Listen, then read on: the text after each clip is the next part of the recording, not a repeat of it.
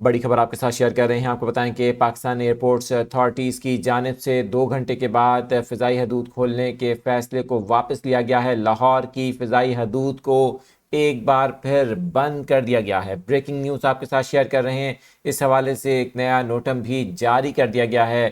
کراچی اور اسلام آباد کی فضائی حدود بحال کر دی گئی ہے، تاہم لاہور شہر کی فضائی حدود کو دوبارہ بند کر دیا گیا ہے۔ اہم خبر آپ کے ساتھ شیئر کر رہے ہیں۔ آپ کو بتائیں کہ گزشتہ رات بھارتی حملے کے بعد لاہور ایئرپورٹ کو جبکہ اسلام آباد ایئرپورٹ کو 48 گھنٹوں کے لیے بند کیا گیا تھا، ایئر اسپیس کو معطل کیا گیا، اور اب خبر سامنے آ رہی ہے لاہور کی فضائی حدود کو ایک بار پھر 2 گھنٹے پہلے بحال کیا گیا، لیکن ابھی دوبارہ بند کر دیا گیا ہے۔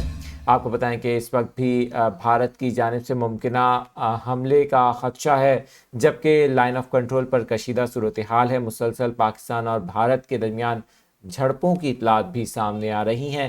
وہیں پر یہ فیصلہ کیا گیا ہے، لاہور شہر کی فضائی حدود کو ایک بار پھر بند کر دیا گیا ہے۔